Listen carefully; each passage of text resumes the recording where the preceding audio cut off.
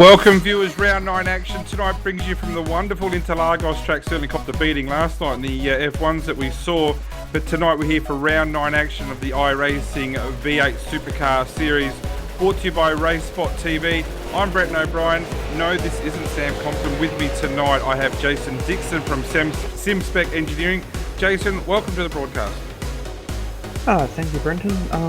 Glad to come along to try and help out tonight. A little bit late notice, but hopefully I get through it quite well.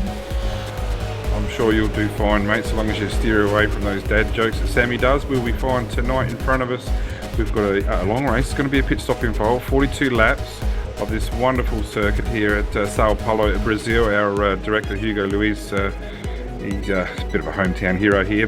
4.31 kilometres in length, 15 turns. It should be a great race. The weather tonight, track temperature 37 degrees, so that's about average from what we've seen during the week. Haven't had a chance to look at much racing, I must admit. I do know that a pit stop will be required, so some strategy will come into place. Tyres seem to be the big issue here. Looking after those tyres is very important, Jace. Yeah, I've only done about 30 laps in practice here, and it's even hard to make them last 2 laps, so it's going to be interesting for the drivers to see how they cope with it. So we're about halfway through qualifying at the moment. Now the usual suspects are pushing up their weight here. Ethan Griggold so far provisional pole at 34.545. Ethan won the Saturday V8's Americas race pretty convincingly in the end. It was a pretty good race. There was Ethan, Marlon McMullen, Bo Cubis and Ian Ford, the 4 of them going hanger and tom for a good part of it, and I think Ethan really just able to look after his tyres better in what was a really good race.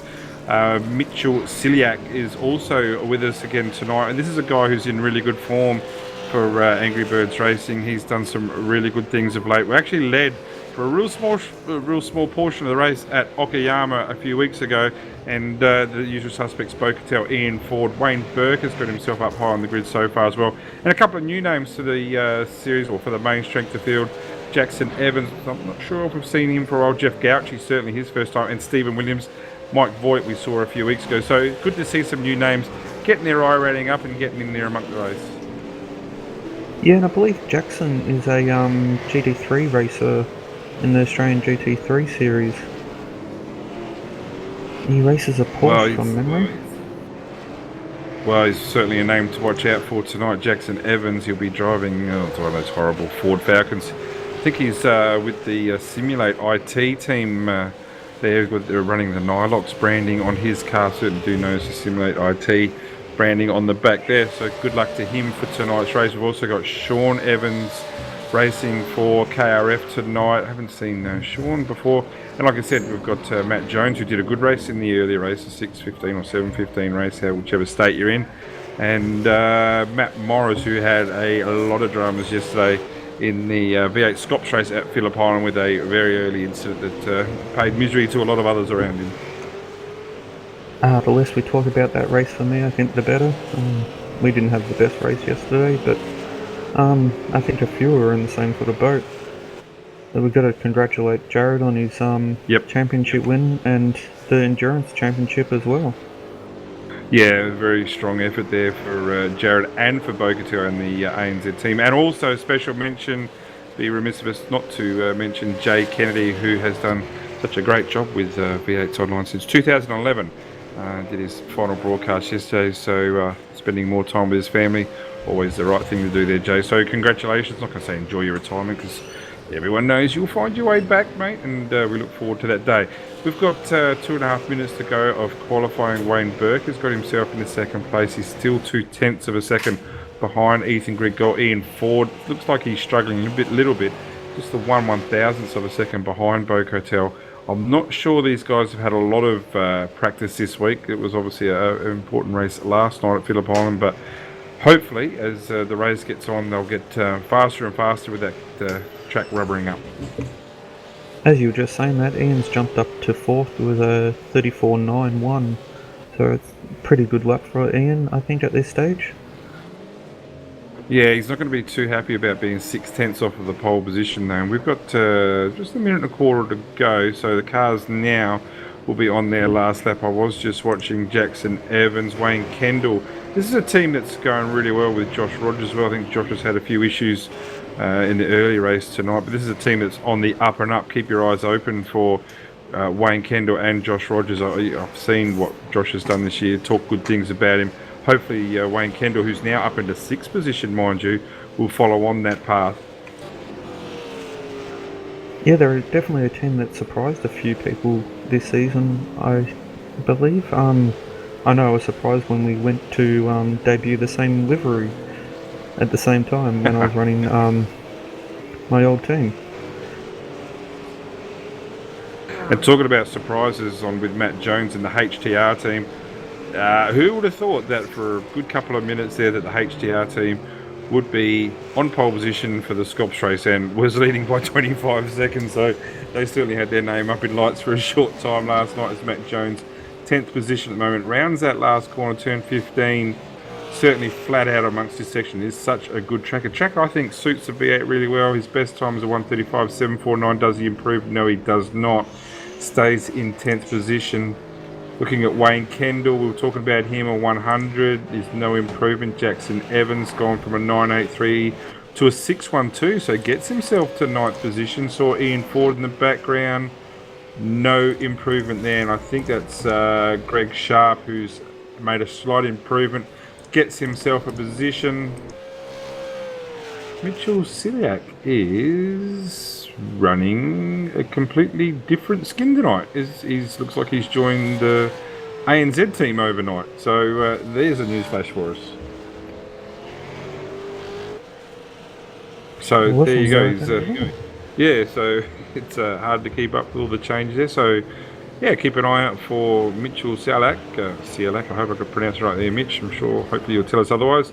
So watch out for that car 11 now that he's with the Simworks ANZ team. It's certainly a good pickup for the ANZ boys. A heavy loss for the Angry Birds outfit, no doubt.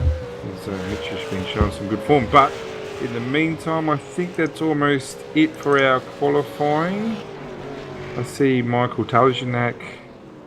I don't think he's on a fast lap. This is the SDRT car, the 15, in 17th at the moment with a 36.350. Not sure he's on a quick lap. Doesn't look that quick. And Dave Oliver in front of him's had a spin. So we'll just keep our eye here on Michael Taljanak. See if there's any change here. Jeremiah Morton has made a change. He's got himself up in the top 10 with a 35.600. So as Taljanak just exits that final turn now, such a great track here. That's turn 12 and 13. Juncal gets straight on the power. Checker flag is out, we've said. So let's just see if he can improve on his 36. No, he doesn't, into the pit lane, so no improvement there. That will be the last of our runners. Jace, over to you, mate, if that's okay. And if you could talk us through the grid position, thanks. Yep, we've got Ethan on pole with a 1 minute 34.3. He was pretty much 2/10 quicker than Bo Cattell on second. It's followed by Wayne Burke, then Mitchell. Ian's in 5th position, then Matt Morris has qualified well on 6th. Wayne Kendall, as you were saying, is doing a really good job in 7th. Then we got Nick Cracknell. The first time that he's using triple screens, he only set him up probably about 15 minutes ago, so he's doing well in 8th. Matt Jones is in 9th. Then, Jeremiah is in 10th with a 1 minute 35.6. Jackson Evans is in 11th. Then Mario's in 12th. We've got Greg Sharp in 13th. Sean Evans in 14th. Jason Hyde in 15th. David Oliver's down in 16th. I reckon he'll come through the field a bit myself. Yeah, Dave does a pretty good job.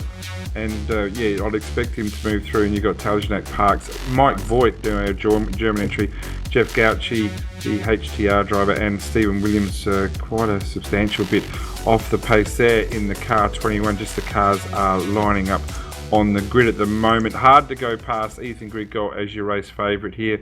Expect Bo Cattell to take it up from a bit, but I'll tell you what, eyes are now going to be onto Mitchell Ciliac. The Angry Birds team are a good team, but I do honestly believe it's a good progression for him. So yes, I've updated my skins. Thanks, Jared. Well done to you. So yeah, looking forward to seeing what Mitch can bring to the floor tonight. Yeah, it's going to be definitely a track for drafting is going to play a big role here, I think, and tyre management is going to be the key. I believe on the pit stop you only need to take around 20 litres, so it's going to be a pretty quick splash and dash. So the revs are building for round 9, the official iRacing V8 Supercar Championship. Racing away. As that uphill start just bogs the cars down so heavily. The two SSR cars will be battling here. Bo Cattell and Wayne Burke. It looks like it's pretty much formation flying. Certainly Ethan Grigort has got away to a clean start. Ian Ford's going to poke his nose in there and probably come through around third from the centre S's. Good drive out of the corner there by Bo. So that's going to be as position there. Oh no, it's not. That's gone. Ford has absolutely buried himself. And he's going to come out in front of the field. Wow, that is bad driving there. That is an absolute mess. And there are multiple cars. Sean Evans and KRF. Jeff Gauci is out. Ian Ford is out. Didn't see the incident. I'm thinking to myself that there was some dramas there with Cattell and Ford. I'm just going to have a look at that replay. I'm just thinking that there's looked like some blinking here, or whether Ford might have driven across onto Bo Cattell. I'm just going to have another look at that, because what's happened there, it started a massive chain reaction. That's on the exit of the Centre S's. Oh, they've both actually moved over into each other, and what that's done is that wall there, it's so famous, it puts the cars back into the track in front of all these cars going flat out, and a chain reaction there.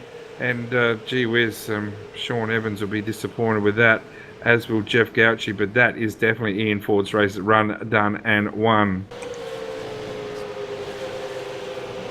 Yes, in the meantime, it's still a close battle up front with Ethan closely followed by Bo. I think there's only just a couple of tenths of a second in it on the first lap. Yeah, well, that's Wayne Burke in second place there. Yeah, so good. Wayne Burke in second, showing some really good early pace, and we've seen what Ethan does here. I'm just thinking whether sometimes he takes a nice, steady, easy approach, gets his tyres in. Matt Morris has moved himself up in the third after that drama with Bo Cattell. Not sure if I've seen anything with my man Mitchell Silak, or whether he was involved in some dramas. No, Mitchell's down in 18th, so... I think he missed the start by the looks of it. Oh, okay. Well, drama's there for the car 11. So, yeah, well, he'll fight his way back. 19th position at the moment. Obviously, some dramas on that first lap's going to cause some major issues. But, yeah, back up the front. Ethan Grigort looks very controlled, no doubt about that. And Wayne Burke, he's a driver who comes across to me as really hot and cold. He's always fast, that's not to be disputed, but there's some races where he's just lightning quick, and maybe this is a track that favours him. Yeah, he's definitely a hard driver to race against as well. He can be a little bit hard to pass and pretty hard to defend against as well. And apparently I'm seeing that Mitch actually had some PC dramas right before the start of the race, unfortunately. So it looks like he's out of the race.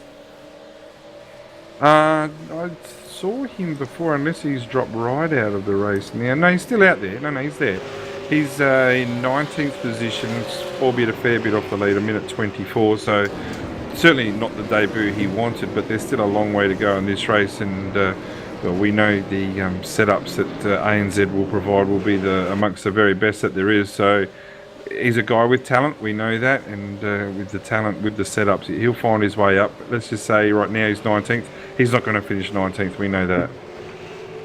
No, definitely not. I expect him to be in the top 10 by the end of this race, no doubts about that. Oh, actually, he's over a minute off the lead, so maybe not quite that. So up at the front, Ethan Grigort certainly has paced himself at that crash between Cattell and Ford. Yeah, it looks like they just leaned on each other at the same time, both on the same piece of road.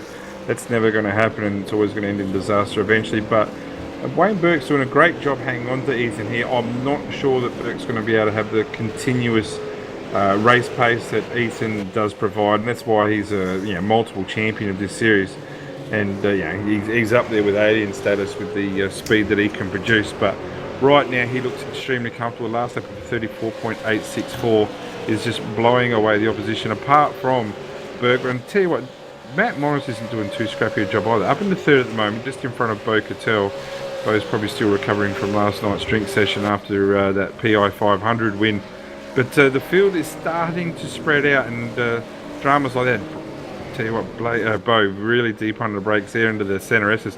This will be the battle we might look at for a while, because I can just see that Bo's going to eventually make a move here. Matt Morris has certainly been quick enough of late, and actually led Summit Point, Lime Rock, one of the two, for quite a while. So he's shown some good pace and some steady improvement as well. But I think Bo's going to have him at the end of the day. Yeah, it really depends on who looks after their tyres here. I think it's going to be a case of Bo does look like he's sliding it around a bit more, so he might go off a bit quicker. But then again, that is very typical of Bo's driving style. He does seem to like to slide the car around a bit. Yeah, I was going to say, I remember his performance at Bathurst there. The nose wasn't pointing in the right direction for a lot of that race, but he was still putting the show on for the fans, and great entertainment, no doubt, and got a good result still in the end. I think ran out of petrol probably a bit late, but still put his hand up for drive of the day in my eyes. So just looking back here, Jeremiah Morton in the car number 9, the Simulat IT car, and Mick Cracknell. Mick's just dropped off a little bit from his quite. Actually, no, picked up a spot, sorry. Jeremiah Morton's the improver. He's gone from 10th on the grid up into 6th. So this is a good little battle here with Mick Cracknell. And it's good to see Crackers back out there amongst it. Like last season was a complete disaster for him. But this season he's come on really strong again. Yeah, as predicted as well, Dave Oliver's doing well. He's up to 10th. He's catching Matt Jones here. Sorry, Matt Jones. Not to be confused with Matt Morris. So he's making good progression through the field. And Jackson Evans has stayed steady in 11th, with Sharpie dropping back a bit from him. Yeah, well, Sharpie hasn't had any race time at all. He's had to go away with a drama in the family up in Brisbane, unfortunately. So this is probably the first time he's actually run this week. So I think Sharpie's mission this week is just to get out there, try and bag a couple of points, and get on with next week, which is going to be some exciting drama there. Watkins Cup at the Watkins Glen, using the Cup layout. That's always a favourite amongst the V8s. Let's just get on it and go. And the drafting there makes the race always really, really close, and already looking forward to 42 laps there. Yeah, it's a pretty fun track, that one. Haven't raced there for a few seasons myself, so it'd be good to get back there. Yeah, back on board with Dave Oliver now in 10th position, like you predicted at the start. From 16th up into 10th, he's got Matt Jones and Mario Vlasic. And I reckon one day someone's going to send Mario Vlasic a skin for his V8 and get that car looking all spruced up if he has trading paints. It's fairly dull, Mario, so if you watch this later on, mate, get yourself a new skin. Matt Jones is going to put some pressure on here, but Mario, you have to give credit where credit's due. He has improved his racecraft. You don't see him busting up packs on lap 1, lap 2 anymore. He's had some good consistent finishes, and that's been reflected in his iRating. Yeah, and I believe Bo just got past Matt for 3rd, which was a good pass. We'll see if he can catch Wayne and Ethan up front. Yeah, I'll be confident he'll probably catch Wayne. Just, I think, better over the race distance with more consistent laps. Ethan's going to be a different chalkboard, there's no doubt about that. But probably just pass him into the centre S's there, going on board back with Jeremiah Morton. And the pressure's right on here with Jeremiah and Mick Cracknell again.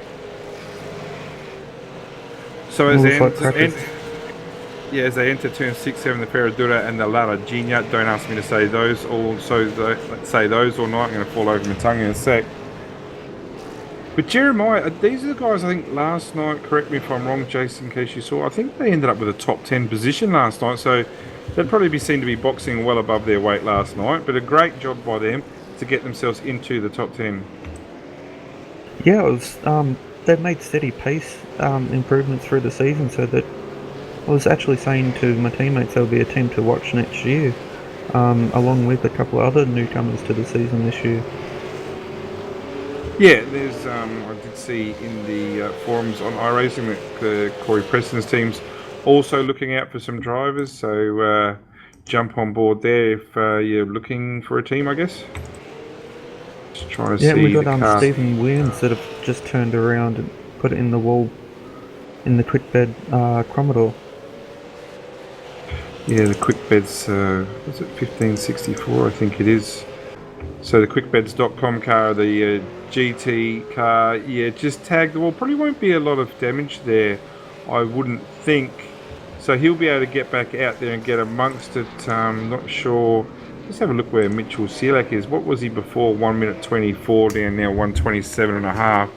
But by saying that, he's going to be chipping away. I reckon by the end of the race, he'll be up amongst the pack. I'm not expecting, I think top 10's way out of reach, I'll be honest with you.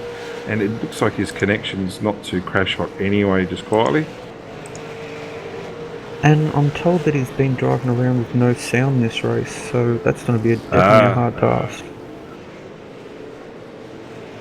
Yeah, that's not going to work out at all well for him. Ian Ford, with what's left of his Demidov Commodore, is in the pits. Not sure what the plan is here, or whether he's just going to park it because the greater majority of that car's out on the track, no doubt, and someone picked it up and sell that on eBay. But I would imagine what has been, oh no, he's coming back out, so maybe just tyres and fuel. But I know he did 2-stop on Saturday in the Americas race, but that was certainly not intentional from what I understand. But back out now from what's going to be an overall loss, probably 17th, I think. 16th he'll come out in. Yeah, I was just checking the lap times between Wayne and Bo to see sort of closing speeds there. They're pretty much doing identical lap times last lap, and there was only a 10th.5 difference this lap. So it looks like Bo may not catch Wayne at this stage. Yeah, it's still a long way to go. We're on lap 8 of 42. I'd still put my money on Bo making those gains. The battle here, though, with Jeremiah Morton, with Mick Cracknell, Mario Vlasic has certainly made gains, Matt Jones. So what's turned into a two-way battle is going to very rapidly turn into a four-way battle. And then with the potential of it going to a five-way battle, lap 8, too early to pit, I would think. And it looks like that, yeah, Jeremiah certainly, yeah, he's holding his line. I wouldn't call that blocking all, but Mick Cracknell certainly brought the pack with him. Vlasic, Jones, and it will be soon Dave Oliver amongst them as well. It definitely looks like Crackers is getting used to these three streams pretty quick. I know it's a pretty big step up. I only did it a couple of weeks ago myself, still getting used to it, so he's doing well. Well, I've been good this year, and I've put that on my Santa list, so hopefully Santa's listening. If you're out there, Santa, that's what I want.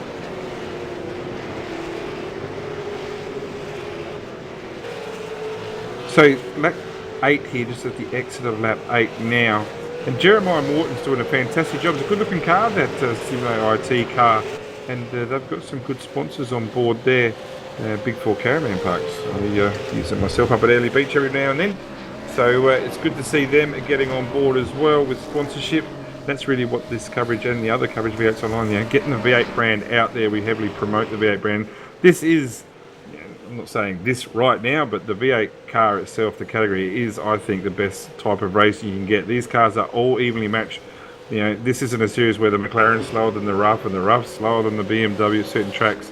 This is even money racing, and it's just fantastic. It's always close. And for all those out there who are watching a V8 broadcast for the first time, get your feet in the water, try and dabble in these type of things and see how hard these cars are to drive, but how good it feels once you master them. And I haven't mastered them. I haven't had that feeling yet, but I'm sure it feels pretty good.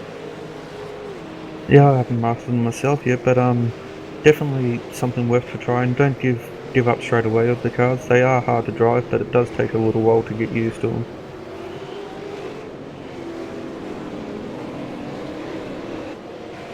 So this battle continues here. Yep, you go. I was just going to say, this battle's continuing. It's actually, Mario's getting closer and closer to Cracknell here. So he's going to be starting to feel the pressure trying to pass and defend at the same time. And that's drawing Matt Jones even closer and closer, with Dave Oliver following.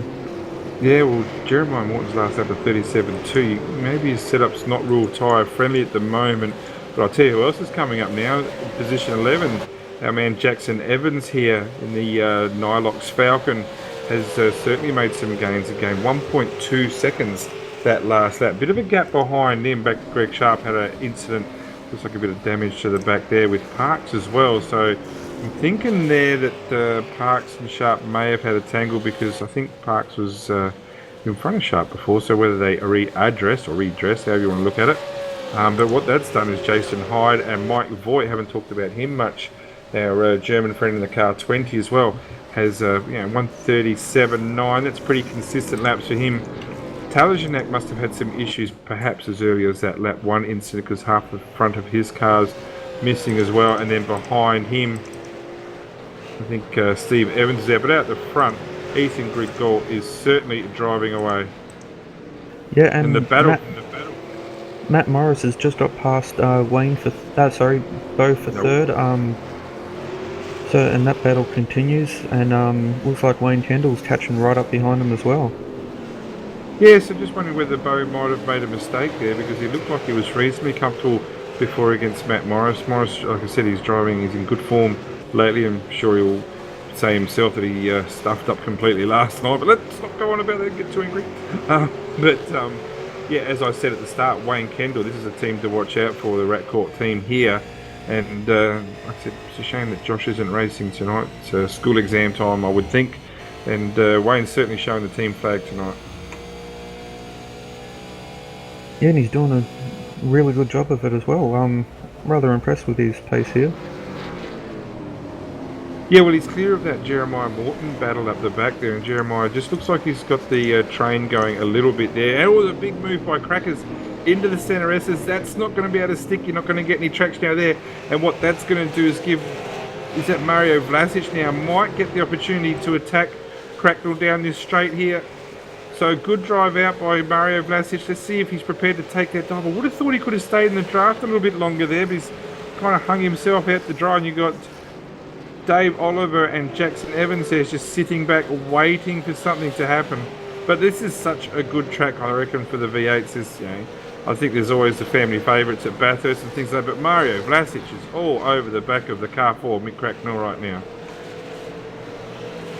Yeah, I wouldn't like to be in fact. And Matt Jones is going to cash in. Oh, Jones is going to try and sneak his arm in there. So that's through the Pinarino and the Bica de Piato. There you go, Hugo. Hopefully you got my Portuguese right there. So such a tight little complex here. You always feel like you can go faster here, but the exit speed's so important. And you look at Dave Oliver now making those gains in 10th position here. Dave, a very accomplished driver, we know that, but he's got himself in a real good position here to attack. And I tell you what, it's going to start to get a bit strategic shortly because soon, probably a bit early now, lap 11 for the lads, but one of these guys is going to blink first and try and come into the pits and maybe make some positions. And I'll tell you what, if I was Dave Oliver or Matt Jones, probably more Dave Oliver, yeah, I reckon in about another 2 or 3 laps I'll be getting pretty itchy fingers and start thinking about that. Yeah, I was just thinking myself, I'd probably, in their position, pit around lap 15 and try and get the undercut done.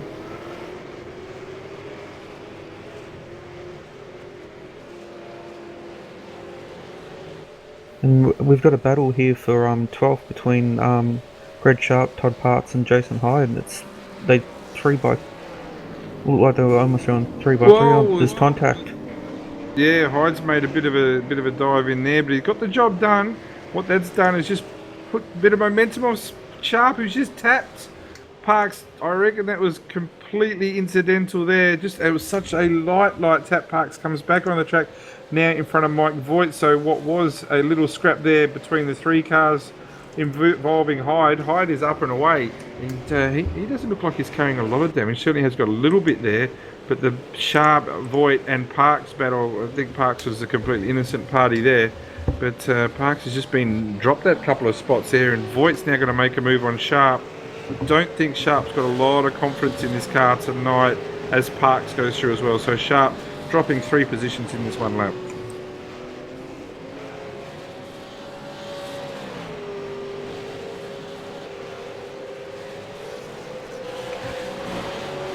Back out the front, just to keep you updated, Ethan Griggle 5 seconds now in front of Wayne Burke. So you'd think that Ethan's in for a fairly lonely drive, but Matt Morris and Bo Cattell, there's just half a second between these guys back in third place at the moment.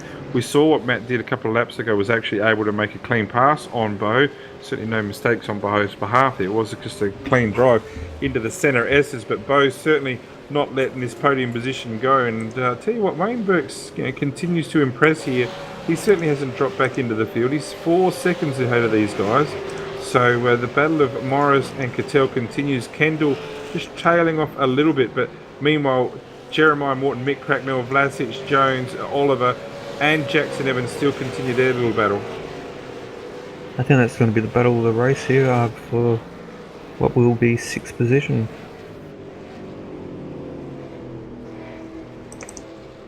Yeah, well, this, like I said, what are we, lap 13 now?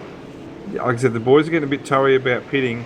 I'm thinking that shortly one of them will blink. There's no point for Jeremiah pitting now, because if he's the one suffering the most on the tyres at lap 13, and if he pits now, I don't know how he's going to go the next 29 laps on a different set of tyres. So he's going to have to play the patience game here. The guys behind do look that slightly bit quicker, but Jeremiah's had clean air the whole time, so maybe his tyres are surviving a bit more. Mario Vlasic in the meantime, very, very wide there at the last turn at Juncal.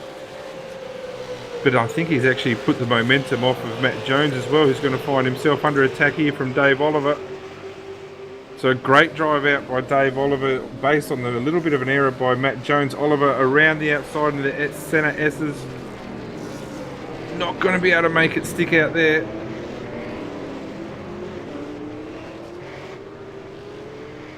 So good driving here, but again a good drive, or a bit of wheel spin on exit there by Oliver, but he's still got that good drive. Not sure he's going to have the pace to get inside of Jones here and make a move.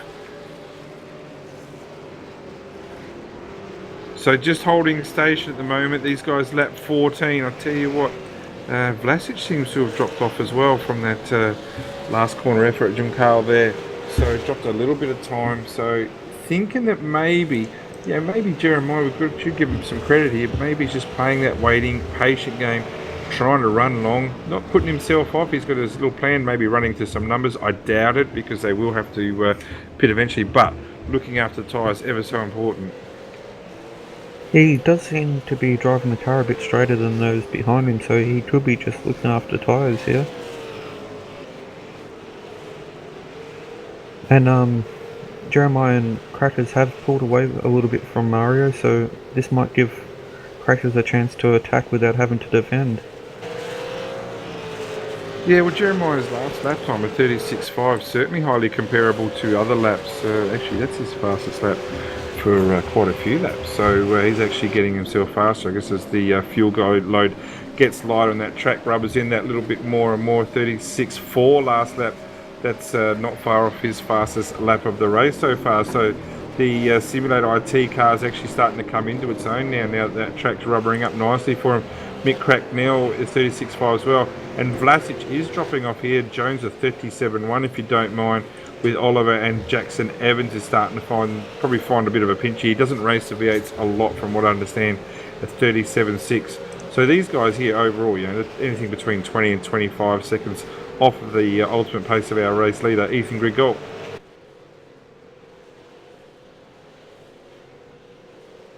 And actually, one thing I've noticed here, Matt Morris is actually closing in on Wayne Burke here. He's only just under 2 seconds behind him now, so maybe Wayne and Burke will catch up. Matt and Bo will catch up to Wayne here. Yeah, they're at that stage now where if you can be just that couple of seconds behind, and that's exactly what Matt is. He's just the 1.8 off of Wayne Burke here. Well, you can easily, comfortably make up that in a undercut if, you probably might take 2 laps, but someone here is going to blink first, and once that person blinks, then it's just going to cause a chain reaction. I don't think Ethan's going to need to do that just yet. He looks fairly comfortable, almost 7 seconds out front. But these guys definitely starting to make a little bit of a move and make gains on the car in front, that being Mr. Burke. Yeah, Wayne's, I believe Wayne's in the pits here Wayne's now. in the pits. So not going to need much. I think 14 litres will do the trick. So actually the tyres will be the long thing here. So you're looking at anything between 9.5, 10 seconds for a pit stop here. The catch is for Wayne here. He wants to come out and clean traffic, make the use of those new tyres, and I reckon that's exactly what he's done. So this is going to be a good strategy here for Wayne. Lap 16 is on now of 42, so he's going to have to carry these tyres a long way. But I reckon now he's taken that immediate bit of pressure off him. There's no cars really for quite a while. Jackson Evans, in fact, is the nearest car to him up the front. So I reckon by the time he gets to the Evans car, Evans will be thinking certainly he'll be time for a pit. So I reckon Burke's done a pretty good move here. The question is now, what does Morris and Cattell do? Do they react, or do they try and run a completely different strategy? Short-term loss, maybe a long-term game. Yeah, it seems like this track's actually more difficult to pass on than what I initially thought, so maybe track position could be key here in the later stages of the race. Well, Ethan Grigolt's certainly not pitting, no need to for him. This is the question I'm asking now with Morris Cattell and Burke, the teammate of Cattell. Let's just see if these guys come in. No, they don't. So, Cattell does come in. So a late dive there by Bo Cattell. And that's really left Matt Morris isolated here. Be interesting to see where Cattell can come out. And this is a good drive by Morris now. Clear second place. So watching the lap times of Morris compared to Burke and Cattell, I tell you what, Morris is going to have to react to this. I don't think he's going to leave himself hanging out to dry here too long. Yeah, that's will be a shame if he does lose those positions, because he was doing quite well in the start of this race. I guess it's something that you do learn with more experience racing up the front, is pit strategies and when to react. Good battle here with Vlasic and Jones. So as they've just exited the center Estes and now into this long sweeping compact of Desquita del Lago, turns 4 and 5. Jones looks extremely racy. I reckon he's looked after his tyres that much better, and I'll tell you what, they bring in Dave Oliver in amongst the two. You can just see this brewing ever so slightly here with Jones. It just looks like he's that much faster. I reckon he's going to make a bit of a dive here. That's a pretty good move. Mario's got the high ground here. So through Penarino, turns 9 up to turn 10. Matt Jones is going to be real good here. I reckon Jones has got this job done. Yeah, he has. Good job. That was a very clean pass. Well done. Yeah, it was patient, it was smart, and the ultimate result came through. And I'll tell you what, that's going to let Dave Oller in for a bit sniff here as well. But don't be surprised if we see Mario Vlasic in the pits this lap, and Jackson Evans is now right on their tail as well. So it's probably a good time for Oliver Vlasic or Evans to jump in the pits here. Be interested to see how this goes. Yeah, I reckon Oliver. To see who jumps first. Yeah, Oliver's in. Oliver pits, yep. Good move by Dave, I'm sure of that.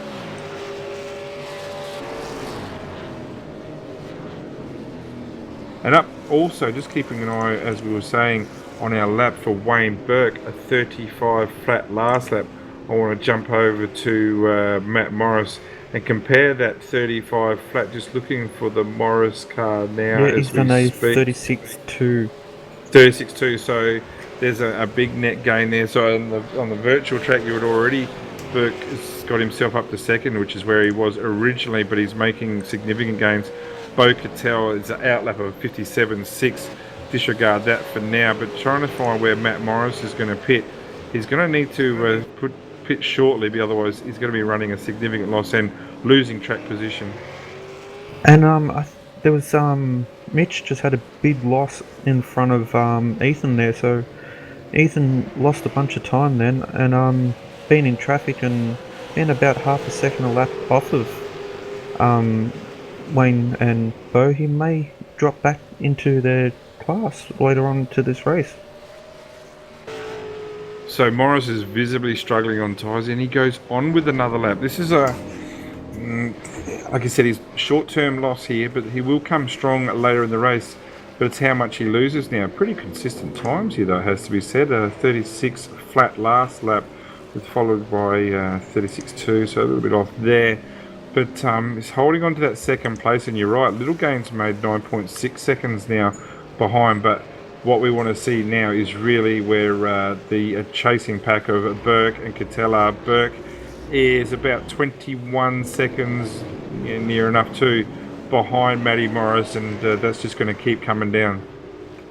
And we also got a battle in the back of the pack. I'm just looking at between Todd Parks and Jack Hyde. There's not even a second between teammates battle in the way here. Yeah, notice that our mate Mario Vlasic has got some serious problems. That car's crabbing pretty bad. Have to go have a look at that. I'm thinking, has he? Yeah, on the under brakes at the centre S. That's a really unusual place to lose it there, and he's actually hit the inside of the wall on the start of the centre S's under brake. So that car is going to sustain some severe damage there, not just to the bodywork, but I reckon where he's hit at the steering, and certainly the back axle area, is going to make his day a long one in the pits, because that car's crabbing badly. And while that was going on, Jason Hyde got past his teammate there, so that was a good little battle. Yeah, and Bo Cattell certainly made some severe grounds on Burke as well. So Bo Cattell's first flying lap with the new tyres are 34.797. So yeah, we're talking 1.5 seconds faster than Matty Morris here. So Morris is going to have to react to this shortly. He can't just keep hanging on. The car 16. His last lap a 36.4. So certainly off the pace there. Here we go with a good little try here for a passing move into the centre S's again. Morton and Cracknell still battling on here. Would have been surprised that Cracknell's actually stayed out this long. I would have thought by now he would have made that pit stop to try and gain that track position, but you just can't help but feel that these guys are going to pit on the same lap, and Cracknell's just going to go absolutely bananas if that happens. A good move here though. He's got him. Oh, has he? Great drive out of that turn by Jeremiah Morton. He's going to be able to hold that position. So Cracker's playing very much a patient waiting game. Didn't see any car contact there. I thought he had that job done there, but Jeremiah just holding that outside line, didn't get into the marbles at all, and was able to get that great drive out of that corner there. And he's maintained that position. He's done an outstanding job. Up into position 4, that's going to change upon the pit stops, we know. But right now, he's done a fantastic job. But geez, Crackers is so much deeper under brakes then, but probably just loses that little bit of drive out.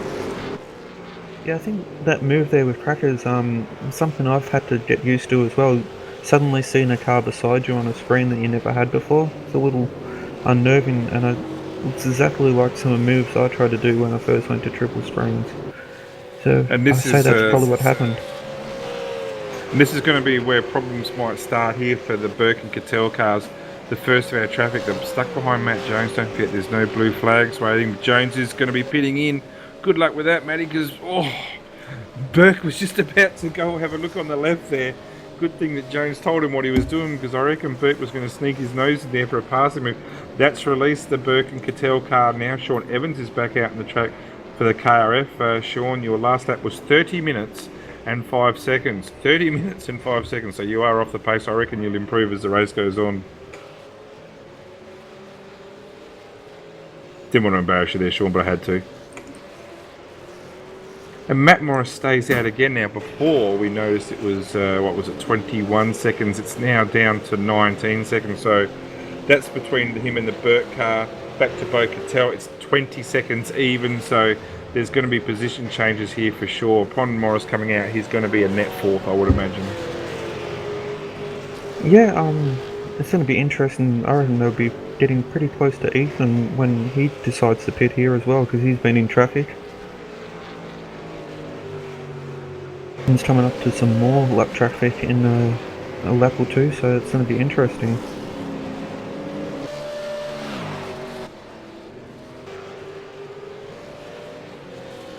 Yeah, it will be. Sorry, just some background noise there a little bit. It's all good.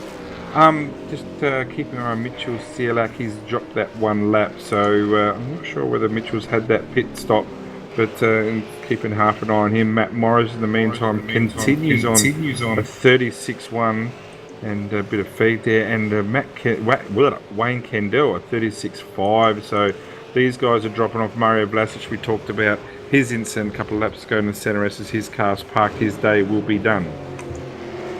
Yeah, no, looks like Crackers is pitted before Jeremiah, so we'll see how that plays out if he gets the undercut done. Yeah, pretty confident how that's going to work. I think Crackers has been the faster of the two, and now that he's got new tyres and fresh little legs here, he'll be up and away, no doubt at all. Oh no, he won't! Commentator's curse. He's Oh just no. tagged just the right rear has just gone onto the grass on the entry of the centre S's. Sorry, Crackers. I am so. The commentator's curse has bitten him badly, and he was originally had track position over Dave Oliver and Matt Jones. These guys are battling pretty hard in front, so he's lost those two positions. He'll gain those through pit stops, no doubt. But if you're Jeremiah Morton right now, and if you found out about that right now, you're pitting right now. Yeah, So you'd be mad if he didn't make this pit maneuver this week. This lap, sorry. And Matt Morris is still out there. yeah, well, we're over the halfway stage now, lap 22. So he's got his own strategy there. I think he's going to fall away fairly badly here. He's just hemorrhaging time at the moment. He's now 18 seconds. Well, actually, that's not that bad to be fair. He's only dropped 3 seconds, so he is going to lose track position, but his tyres are going to be so much better. Ethan Grigor, our race leader, pitting on the end of lap 22. And I'm really interested in see where Ethan comes out here. He'll come out just in front of Jeremiah Morton, no doubt at all, and that's exactly what he does do. So a clear track in front. Jeremiah's last lap of 37. Looking at the battle here with Bo Cattell and as Mitch Ciliac gets out of the way, sorry, and Wayne Burke. I'm not sure there'll be any team orders here. The these Osram cars look absolutely mint at the moment. It's a great looking skin.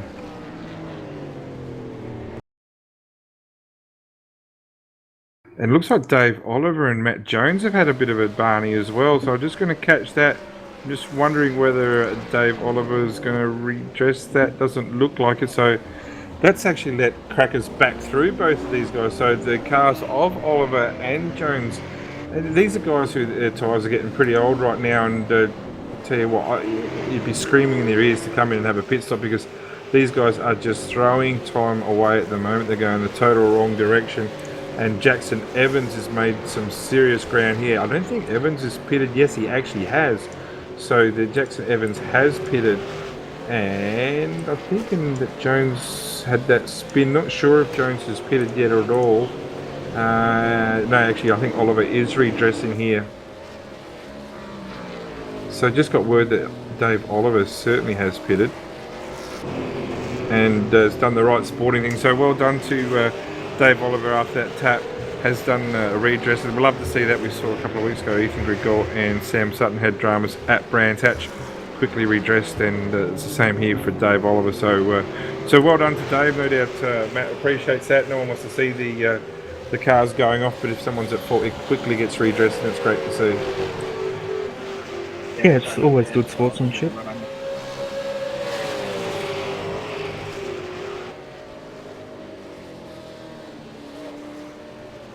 So interesting to see here, Jeremiah Morton still hasn't pitted yet, and I'm trying to think, yeah, Matt Morris has pitted. So Matt Morris pitted last lap, we missed that, sorry.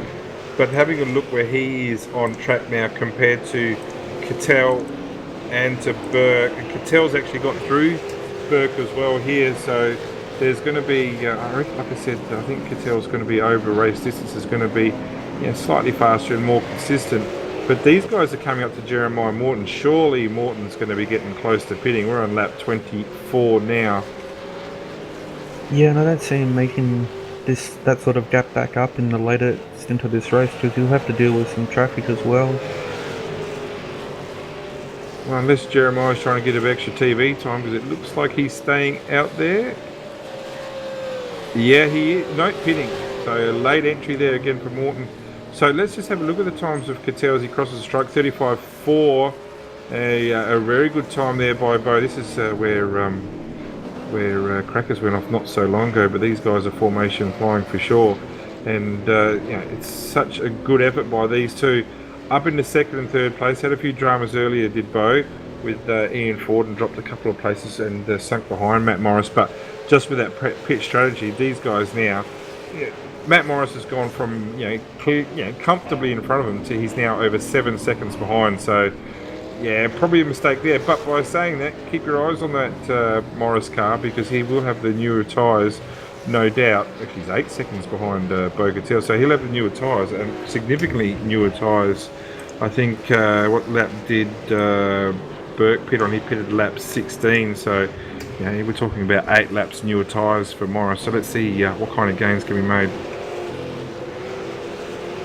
Well, he did have good race pace in the first half, so he may be able to catch him towards the end of the race. But it's another question to get him past once you've caught him.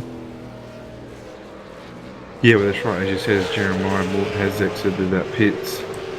So I think those who have stayed out to make later gains, I think it's an overall loss, I'll be honest with you. I don't see at the moment Bo-Katel's times dropping off too much, a 34.7 on his out lap. That's his quickest lap of the race on lap 18. So his tyres are significantly older than Morris's, but they're certainly not throwing times away. Last lap bit 35.4, certainly not too bad, and certainly competitive, and certainly you wouldn't think that Morris would make that much gain because the harder that Morris drives to make up that 8 seconds, his tyres are just going to be destroyed by the end of it as well. So thinking a bad mistake there by Matt Morris, but one that will be learnt from, no doubt. Yeah, and the Matt Jones and Dave Oliver battle continues for 8th position, and Jackson Evans is quickly catching them as well. So this is going to be another battle pack forming, I assume. Yeah, and just look at the mistake that Cracker's made back there a couple of laps ago. He's running normally 136s, 137s, but he punched in a 142. So that 6 second fall away there, which is significant because he's only the 3 seconds behind Jeremiah. So he would have had that spot for sure, I've got no doubt, and probably would have been right on the tail of Wayne Kendall as well. So Crackers will be a bit dirty on himself. No damage to the car, probably just more damage to his pride. But the car falls still on lap 26, a bit to go. I reckon he will make gains on Jeremiah Morton, but we saw what Jeremiah was able to do in the first stint. He was able to defend himself very well, very cleanly, and Mick's got to do it all over again. Yep, but at least it's good fun for him, so he'll be enjoying the time out there. I know he likes a good battle.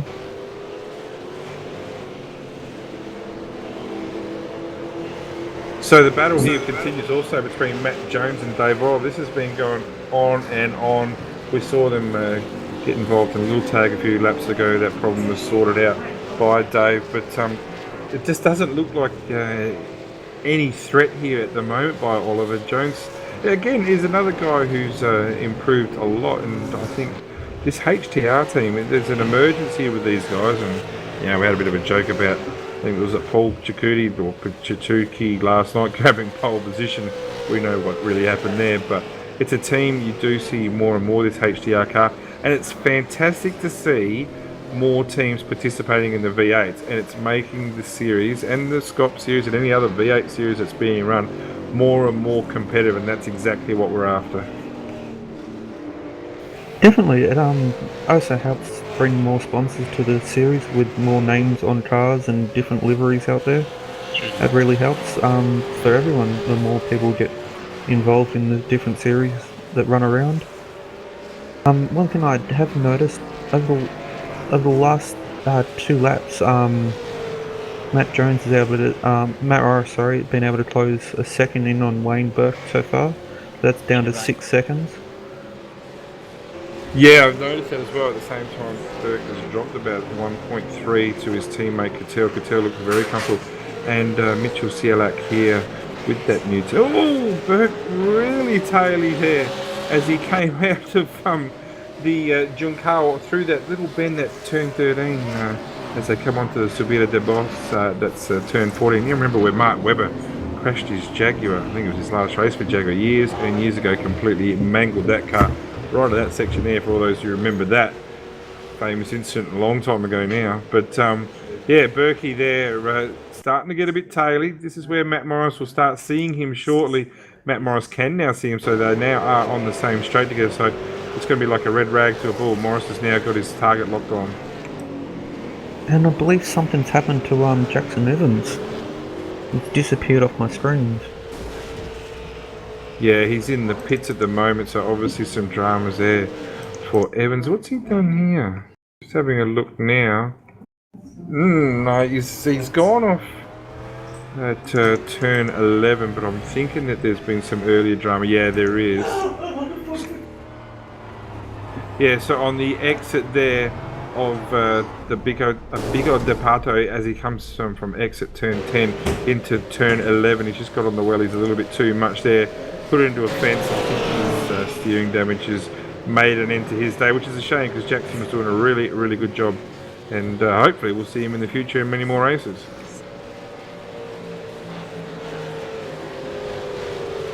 We haven't talked about Ian much after his accident. He's now up to, I think he's in 13th spot now, battling, looks like with Mario on track, but not for position. Yeah, I think you'll find with Ian though that his tyres will be absolutely melted to be down to the rims, and he's going to leave himself very vulnerable. He, number one, apart from carrying a fair bit of damage, he pitted on a lap 7 because of that damage. His times are significantly down on where he wants to be. It's just, you know, I don't really know if it's really worth scrapping for points. He had actually, no, he had a disappointing result on Saturday as well in the V8 Americas race, so maybe he does need these points, but you could just see the championship slipping away from Ian. Does a lot of effort also with the V8 Scop Series, and ran a really good race there last night, 3rd in the race with teammate Ben Smith, so congratulations to them getting on the podium after the dramas they had at Bathurst. So this is a guy who commits to both series, doesn't just commit to the one, and that probably stretches his time and his talent just that little bit too thin sometimes. Yeah, and on that last lap as well, Matt Morris has closed another second in on Wayne, so he's catching him pretty quick.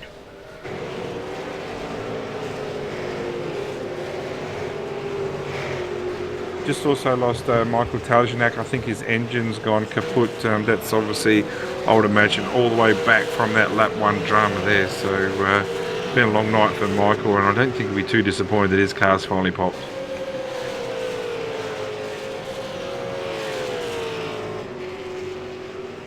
Always enjoyed the SDRT liveries. They seem to change them really quick, but they're always something different to look at.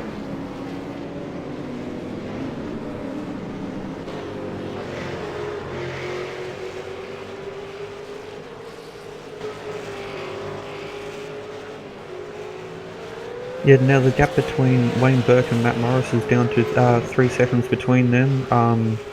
Wayne's dropped 3 seconds back from Bo, so I don't think Matt's going to catch up to Bo, but there could be a battle for the final podium position. Back from that, we've got Wayne Kendall in 5th, with a 4-second lead over Jeremiah, and Mick Cracknell 5 seconds behind that. And I think Wayne's actually spun. He has. Yep, Wayne's definitely spun it. So drama's there. I've got to watch this cursing. I'm pretty good at it the moment.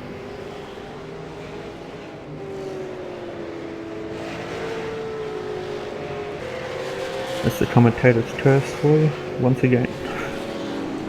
Yeah, it is, but that's I think it was coming. His tyres, as I said a few laps ago, looked like they were really loose. Mr. Director, if you type Wayne, there's 2 Waynes in this car. I went straight to the other one, I must admit. So Morris has got himself up to that 3rd position, well deserved, and I don't think he's had a podium position. Maybe at some point, Lime Rock, might have had a podium position there. Actually, I think he did in 2nd place. So continuing his good form of late.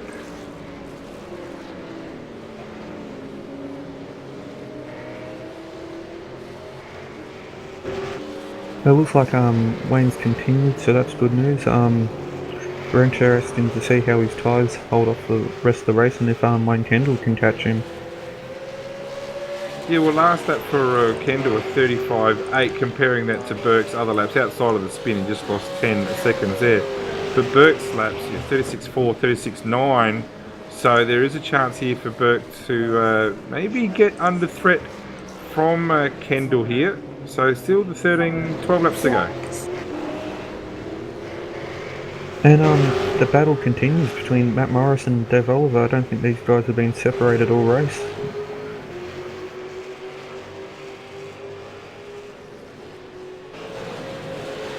Yeah, this battle's gone on all day, hasn't it?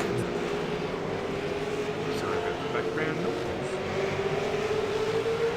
Jones and Oliver, but these guys are going to have to get to each other, like know each other a lot better because they've spent a lot of time together. And yeah, there was that one incident, but ultimately it's been fairly clean apart from that. And I'm sure these guys now in 8th and 9th position have done a great job. Matty Jones starting from 9th on the grid up into that one position. Dave Oliver in the meantime from 16th on the grid up in the 9th, and Todd Parks from 18th on the grid into 10th. Yes, I thought Dave Oliver would get a little bit further up through the field, but it's good to see him in the 10. He's definitely a top 10 runner most nights, so it's good to see him in there. And Todd Parks is in 10th, with Jason Hyde in 11th, and he's the last guy on the lead lap at the moment. Is Ian Ford, the first little guy's a lap down. Also lost Mike Voigt, unfortunately. Looks like he's had a disconnect. So from 15th position, 2 laps down though, but yeah, Mike's had a disconnect and he's also out of the race.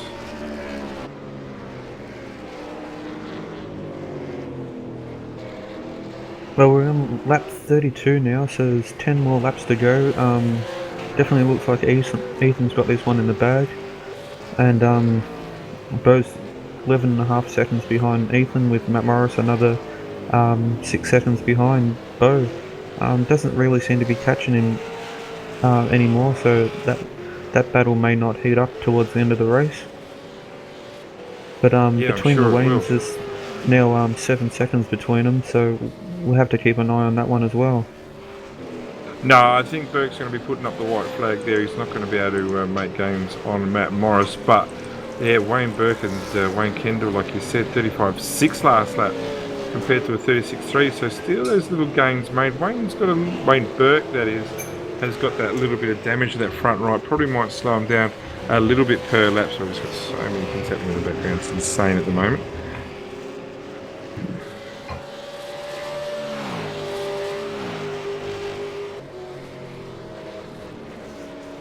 And Matt Jones makes that little bit of an exit there, a little bit of a mistake there on the exit there of turn 12. So this is going to really open up for Dave Oliver, who's got a lot better run. This is going to be the passing move, and that's, yeah, I think Matt's actually let that slide. So finally, Dave Oliver has got past Matt Jones. Well, interesting to see what Dave's pace here is.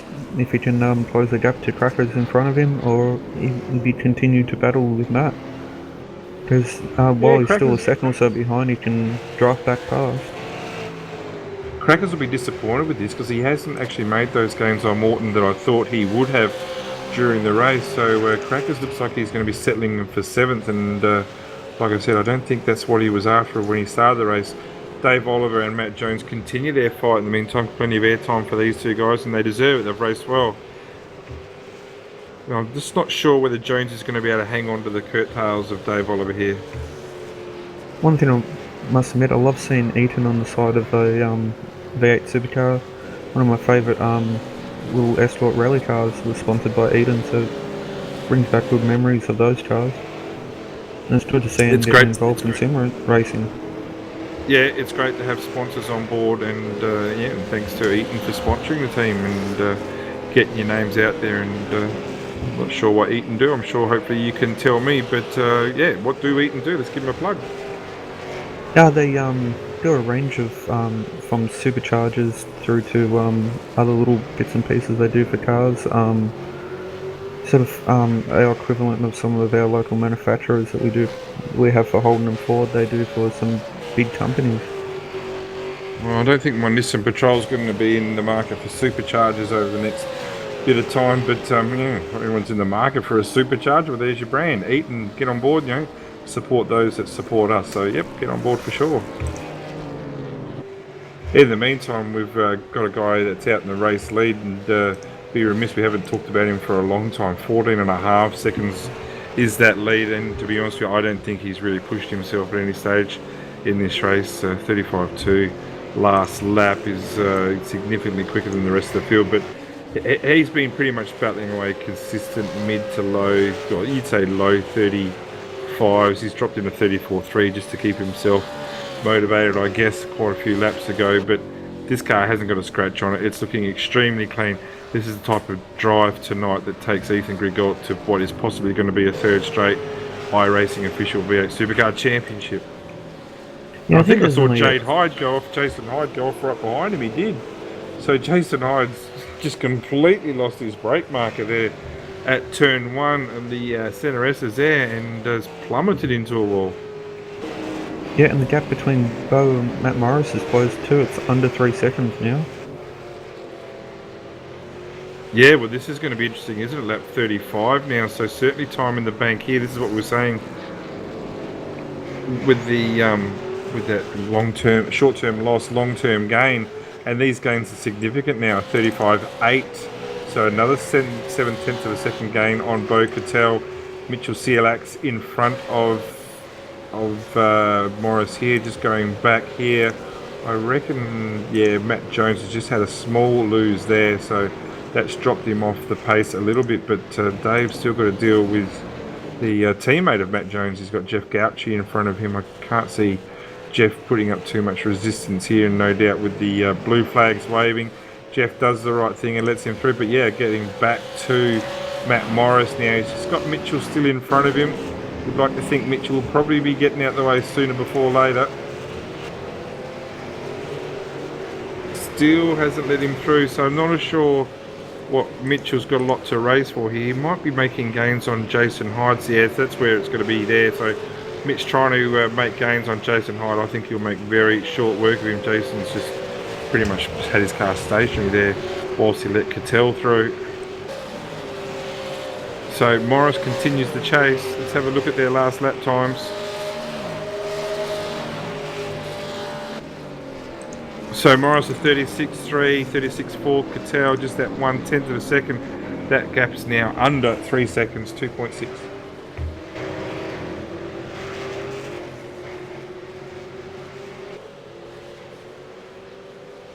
We also got Wayne Kendall still catching Wayne Burke, but I don't think he's got enough time to actually close the rest of the gap. So I think Wayne's going to be settling for 4th here, and Wayne Kendall will be quite comfortable in 5th. Yeah, just going to keep an eye on Matt here. He's got a position in front of him that he's, like I said, is like a red rag to a bull. He's just got to try and see if Jason Hyde will get out of the way. Jason's been pretty good there. He's again getting out of the way, but Jason here is going to be sacrificing a position to Mitchell Sielax. So Mitchell's upward trend continues here up into 11th place.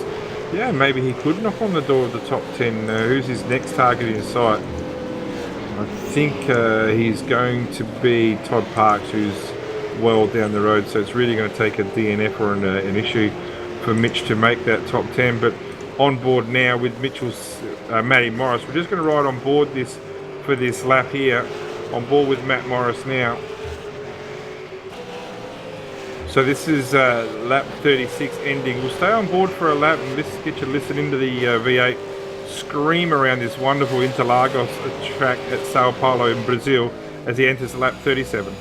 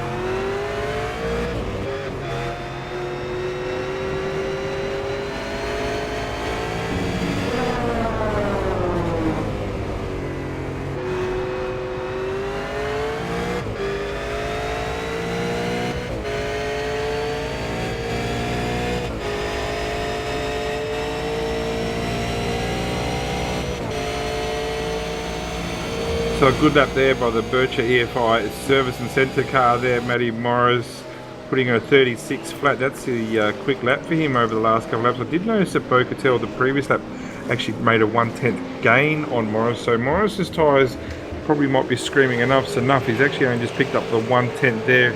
Mitchell Sielak certainly doesn't look like he's in any distress there trying to keep up with him. I think he's certainly paced himself behind. And I don't think that Mitch is, like I said, going to make any gains at all.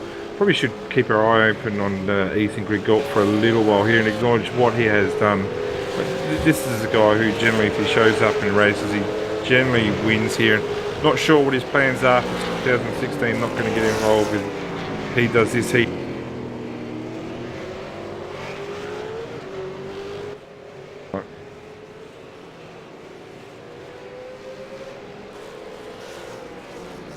I'm not sure if we've lost Jason or not there. Yeah, I'm back now. Sorry about that. I had a little technical issue. My button wouldn't work on my steering wheel. There you go. So Morris, in the meantime, still making ground here. He looks visibly closer. Whether he's going to run out of laps or not, doing lap times at 36 flat. He's 5 laps to go now.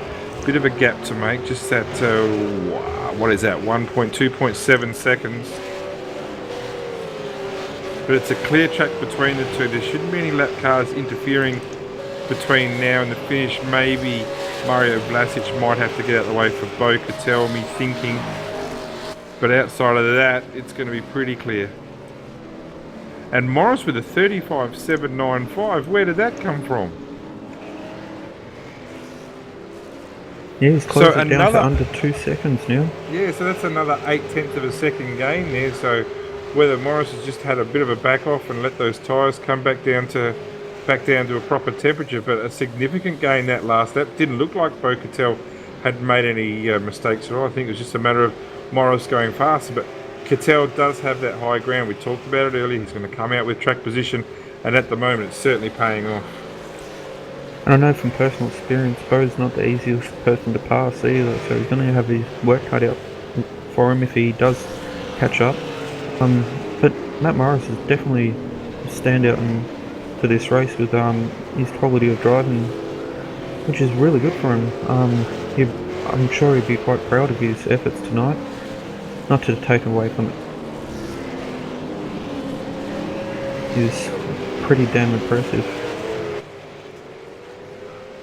Yeah, so this battle continues on into lap 39 now, and like I said, Morris made a 0.7 of a second gain last lap, and certainly looks like he's made a gain again this lap. So this is just going to keep going and going, and the draft here is so important. You've got these two long sections here where you can make the most of the draft. Just don't think he's quite in it yet. I'm thinking about 1.2 seconds is about where you need to be. Certainly not there yet. 36.7 and a 36 flat. So another 0.7 of a second gain. So right now he is all over him. He's 1.3 seconds down.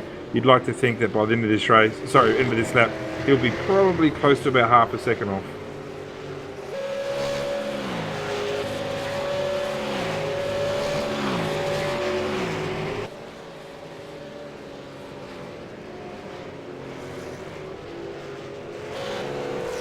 So the race continues here. Sorry, Jason. I'm not sure if your button's working or not, mate. I'm just getting pregnant pauses. So the race continues here. And Morris has got those tyres. Let's not forget these tyres are 8 laps newer than Bocatel's in front. Bo's always pretty good at saving fuel, we know. Not sure he's crash hot and saving tyres because he does like that car fairly loose with his setup. So not sure how Bo's tyres are going to react to these last few laps. They will be starting to scream right about now, lap 40. Yeah, I was just going to point out there's only 3 laps left, and he definitely has caught him, so he's going to get that draft, which is going to make closing that gap even easier. They do have Mario Vlasic in front of him, which could play into this in the last lap or so. There's no real other battles going on the field. There's still about a second between Dave Oliver and Matt Morris, so those guys are still battling it out. And, yeah, I reckon Bocatel's done a pretty good lap here though. I'm just going to check the times to go across the strike. Lap 40, entering lap 41 at 35.8. There's your reaction right there for Bocatel. Love to see the strategy that the good guys like Bo Cattell can play. Very, very controlled. Maybe he was doing a bit of fuel saving. I wouldn't think so unless he's just, done a short pit stop. There's not real necessity here because tyres are the long thing here. But a 35.8 for Bo Cattell last lap compared to that 35.7 for Morris. So the little gain made just sense. It's still a tenth of a second here or there. Gets him to within that 1.2 seconds that we're talking about. But that's not what Matt Morris was after. He was after a fair chunk of time there to give himself a decent chance to make an attack here into the centre S's on the last time, because as they go around this half a lap here, there's really only just a couple more chances to make that gain. Certainly the centre S's into turn one is the biggest biggest opportunity to make that pass. I don't think Morris is going to get that chance. He's too far off. Yeah, and it's good. We had Mario get out of the way of him, so he's not going to factor into this battle for a podium position. So that's good to see. Good sportsmanship there. So up at the front, Ethan Griggault starts his last lap now, and it really has been a dominant performance. This guy's 21 seconds ahead of Bo Cattell, and just that second back to Matt Morris. So yeah, a real dominant position by Ethan. We'll make sure we catch up to him by the end of the race. But fantastic job again by the car number one, who really, people have to remember, he hasn't been doing iRacing that long. Boy, just a year and a half now, which I guess it's getting on, but in that year and a half, look at the things that he's accomplished. I don't even think it's a year and a half. I think it's 5 seasons now. Okay. Oh, well, there you go. So 5 seasons, so just over a year then. And it's people got to remember that he hasn't been doing this that long. 36 flat for both the cars, just the 8 1,000th of a second. I would imagine that's going to stay as is now for that last lap. So we'll jump on board with Ethan Griggault. I'm actually going to jump on board with Ethan Griggault here as he finishes off this last half a lap. It has been a clinical performance by Ethan. What we've come to expect. Normally he has a bit of pressure in front, but this time dominant from the start. Pole position, has led from start to finish. Not a lot of pressure, it must be said, after the early dramas on lap one. And I can tell you right now as a commentator, looking forward to him getting across this finishing line on lap 42. So coming on the straight, Ethan Griggault, STC Motorsports, will win round 9 of the official V8 Supercar Championship, brought to you by RaceSpot TV. Great performance by Ethan, dominant performance. That rubber stamps for me a big chunk of where he's heading in regards to defending his championship. Bo Cattell will cross the strike in second, will he? Oh, don't do that, Bo. He just got he's just lost all traction. He's just drifted it out there. A great performance. Matt Morris did a fantastic job. Got within 0.4 of a second, but yeah, here we go. Oh, no, Bo, you've blown that one. He's tried to drift around the centre S's and parked it. And there's still a battle going for back to P8. Yeah, we got Dave Oliver under pressure from Matt Morris.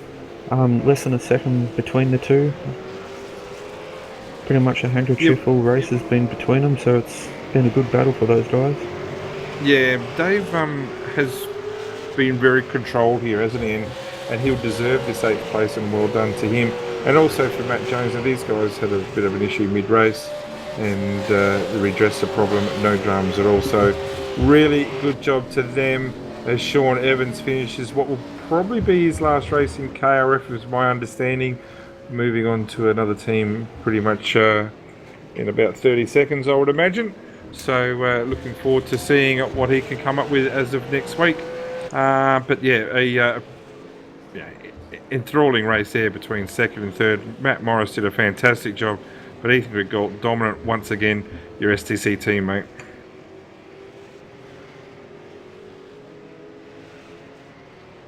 So, Jace, if you're there, mate, and your button's working, mate, run us through the positions. Yeah, we got Ethan was clear out in front, winning by 22.2 seconds. Closely followed by Matt Morris in third. Fourth was Wayne Burke. Fifth was Wayne Kendall. We had Jeremiah in sixth. Crackers was in seventh. Dave Oliver finished in a respectable eighth. Was moved up 8 positions for the race, so good drive to him. Matt Jones was in ninth. Todd Parts moved up 8 positions as well, from 18th to 10. Then we had Mitch in 11th, when he had some computer issues at the start, so it was good recovery. Jason Hyde, then Stephen Williams, Ian Ford, Mario, Mike, then Michael, Jackson Evans, Sean Evans, Red Sharp, and Jeff Dolce in 21st. And we're going to have to probably keep moving tonight, Jace. There's not going to be much scope for interviews tonight. There's a few things happening that we need to move on with. So for all you guys out there, look, I do apologise about no interviews tonight.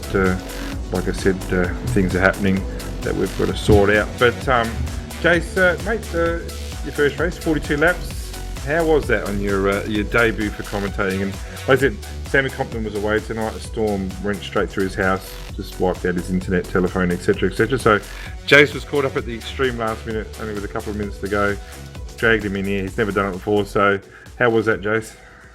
Pretty nerve-wracking. I hope everyone could understand what I was saying. I know I tend to mumble a lot, so I apologise for all those listening. But happy to fill in. Did have some fun towards the end of it. Yeah, well, good job. Hugo, thank you for that. Play some music on our way out, please, because we are going to be packing up early tonight. Look, Ethan Griggle, so dominant tonight. Great job for him. Great result there for Bo Cattell and for Matty Morris. That team continues to progress further up and up and up. Some good racing throughout there. But yeah, next week we're on to Watkins Glen in the Cup layout. So that's always a favourite amongst the V8. So that'll be 42 laps there. So look forward to seeing you next week for the RaceSpot TV live broadcast of the official V8 Supercar Championship.